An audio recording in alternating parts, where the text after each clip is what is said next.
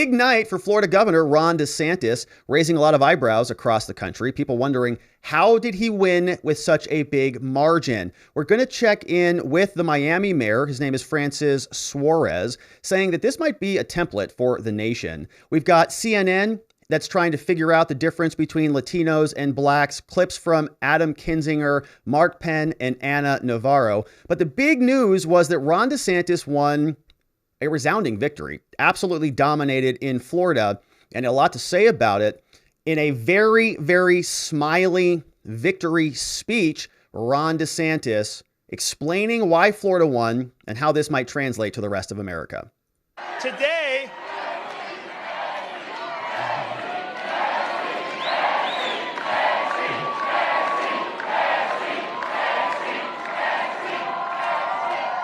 today is the culmination of the 2022 fall elections, but in reality, Americans have been voting for many years now. They've been voting with their feet, and the results of that behavior has been just as stark as our landslide victory today.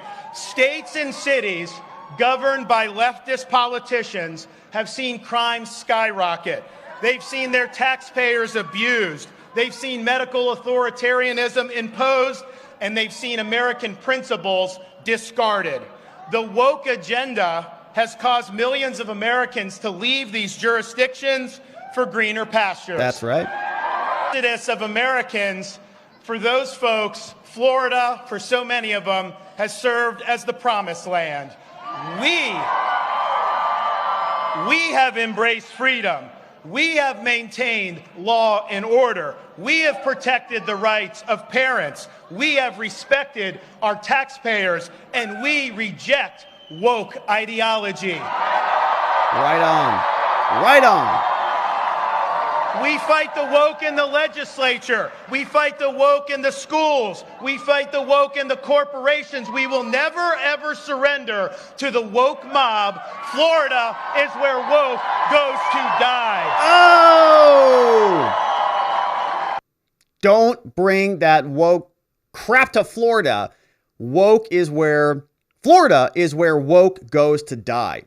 That's Ron DeSantis delivering a barn burner of a speech there at the victory celebration after he took over Florida in a big, big way. We've got a lot of support for Ron DeSantis from the mayor of Miami. His name is Francis Suarez. He said that Ron DeSantis' victory and the fact that he flipped Miami-Dade is really unheard of. Actually, it's sort of unprecedented. If you go back historically, we haven't seen anything quite like it. And he explains that this might actually be a template for America. Mayor Suarez was on with Fox News explaining the Ron DeSantis victory and how this might apply to all of us. What's happening? I mean, in 2016, Donald Trump lost Miami-Dade County by 30 points to Hillary. In 2020, that 30-point margin was just an 8-point margin in favor of Biden. And now you're seeing Miami-Dade County go completely red by double digits, both for Marco and for the governor. Wow. I think it means that people in Miami-Dade County and in Florida, by the way, you win Miami-Dade County, you have a great chance of winning Florida by a huge margin. And we saw that also last night, a 20-point margin in Florida, which is unheard of for a Republican candidate. Wow. I think it sets a template for how we can win nationally. Right. In Miami, we have 3 simple rules. We keep taxes low, we keep people safe, and we lean into innovation to create high-paying jobs in the greatest country on the planet. And beautiful vision, mission, and values that he just sort of laid out there for us. We have his 3 prongs of a template for America. Easy. Keep taxes low, keep people safe, and lean into innovation. That's what Mayor Francis Suarez says that has worked for them in America. And I don't think I've heard anything quite so simple from the Republicans, nothing even close. In fact, I haven't heard anything from Mitch McConnell about any plan for the GOP. Haven't heard anything from Kevin McCarthy other than he's going to be, repealing 87,000 IRS agents or whatever that line is. But what about the future? What about what we should all strive for? Safety, low taxes, how about innovation? Pretty dang simple. Not all that complicated. But in this situation, right, this worked for them. The Republicans haven't been able to cobble together some messaging in a long time. And it's working for Florida. We'll see if it's possible to work elsewhere around America.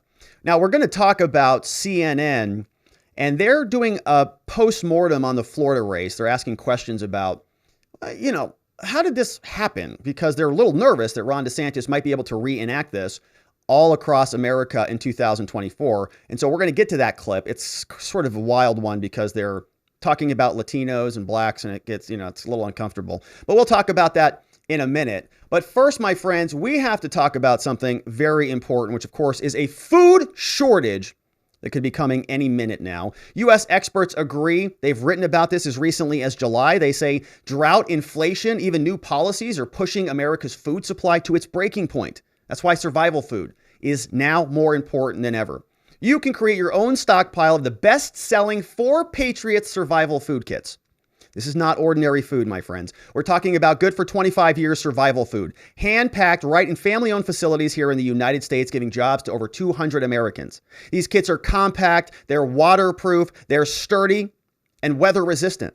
They have different delicious meals, breakfasts, lunches, and dinners. You can make them in less than 20 minutes. All you have to do is add water, simmer, and serve. And right now, you can go to 4patriots.com. You can use code Robert to get 10% off your very first purchase on anything in the store, including a 3-month survival kit. You'll get their famous guarantee for an entire year after you order, free shipping on anything over $97. They're called 4 Patriots because a portion of their sales are donated to charities, and they support our veterans and their families. And so go to 4patriots.com, use code Robert to get 10% off your order. That's 4patriots.com. Use code Robert. All right, my friends. Now, we do have to talk about CNN. After the midterms and after Ron DeSantis came to a resounding, dominating victory in Florida, CNN was a little bit concerned. Here's the election panel on CNN talking about the differences between Latinos and black people and that you can't quite treat them the same. A little bit uncomfortable, but this is their news show, not ours. The Latino vote has been so interesting. We obviously have the results in from Florida, but, Democrats cannot take the Latino vote for granted. It's interesting. I'm convinced that there is no Latino vote. There are just Latino voters, and they vote differently depending on their sensitivity, their life experience, even where their parents and grandparents are from. But I've been talking to, Chuck Todd. I think the story, there's 34.5 million Latino eligible to vote in this election. 15% of the electorate is Latino.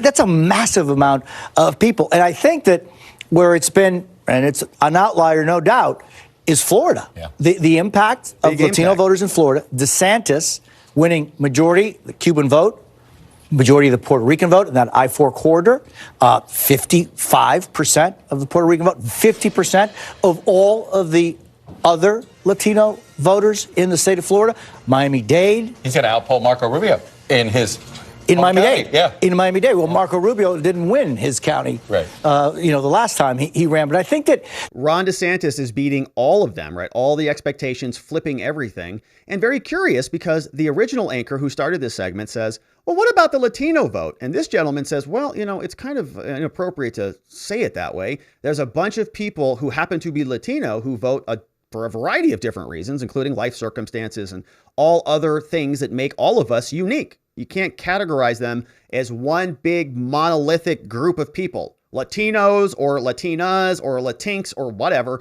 and everybody else, and just treat people like we've said on this channel for a long time here, like trading cards. Like, oh, I got 3 of these and I've got this power and that power, and we're just going to use them for our own political purposes.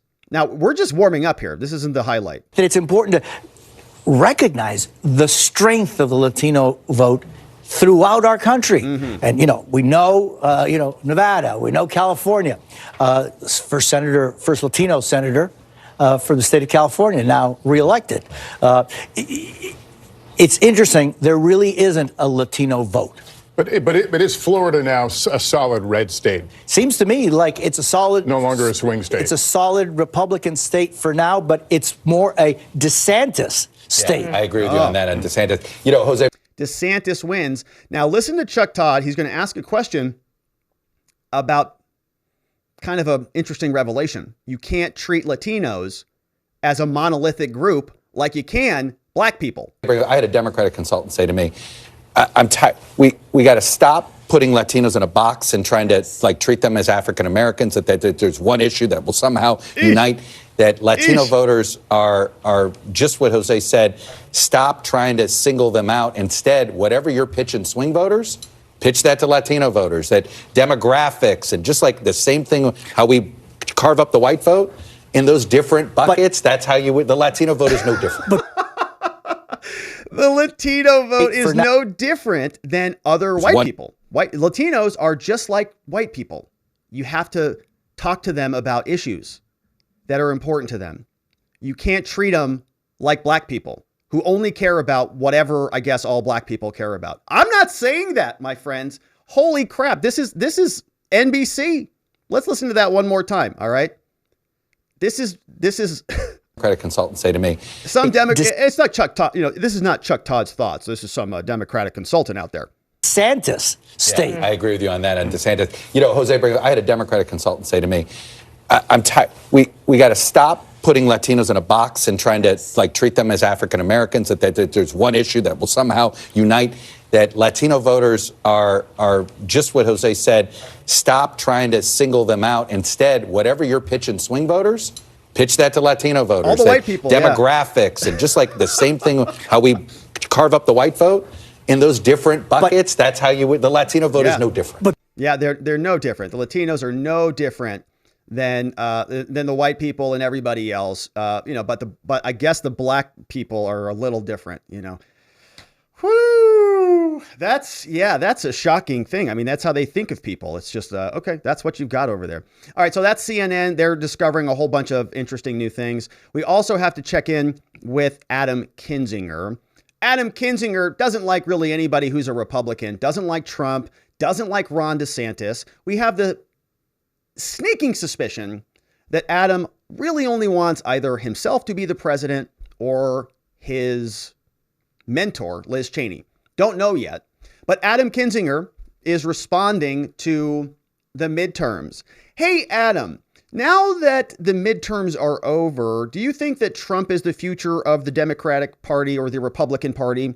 Or is it Ron DeSantis who is the leader of the Republican Party? DeSantis obviously won big in Florida, including getting a lot of Latino votes. Do you see him as the future of the Republican Party? Yeah, well, I don't, but I think, certainly he's probably in the lead right now, kind of in a bit of a front runner status. Again, I think what we're going to see over the next week is, how does Donald Trump pivot from this? Because he's certainly not going to take his loss. He's going to try to throw DeSantis under the bus. He's certainly going to go after McCarthy. And if he's able to do that successfully, and he has been over the last number of times, then again, Ron DeSantis is going to have a kind of a short-lived victory here. I think it's important, though. This is not, Ron DeSantis winning big was huge, and congratulations to him. It's not necessarily a message that we saw last night, though, that the rest of the country wants necessarily Ron DeSantis type, leadership, I'll call it. I think. Well, Ron DeSantis didn't run on a national ticket there, dum-dum. He ran for governor of Florida, so he wasn't sort of tested. He also wasn't somebody who was running around out there endorsing everybody else. So it's sort of, I think, inappropriate to say that the DeSantis ticket was sort of rejected. Seems like he won pretty handily. He has a real opportunity to take the Republican nomination to win the presidency, but it's not going to be kind of this in-your-face thing that we've seen from Donald Trump. This is what we saw last night.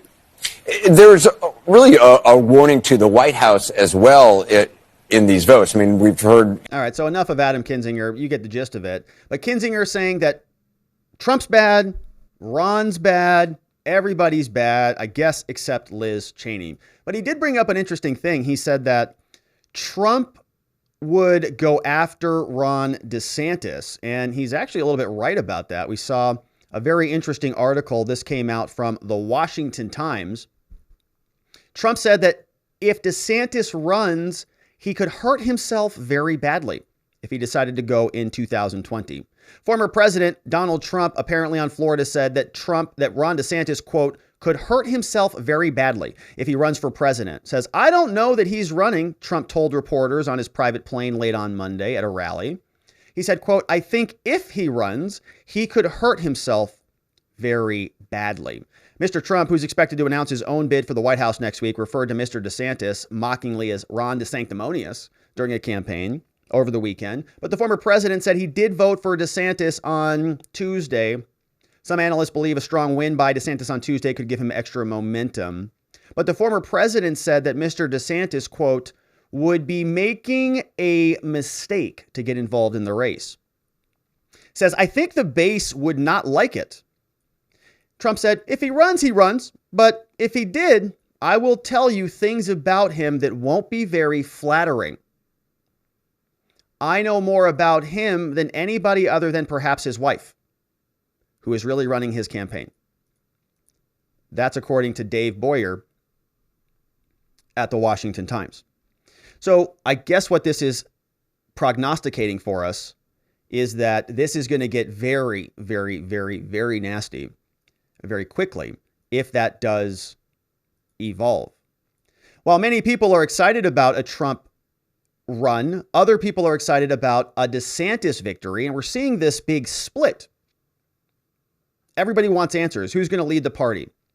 Many people are clamoring, saying that Ron DeSantis is the future and that he is the appropriate nominee. And they're using his big victory as evidence of that. People saying Ron DeSantis crushed his margin of error.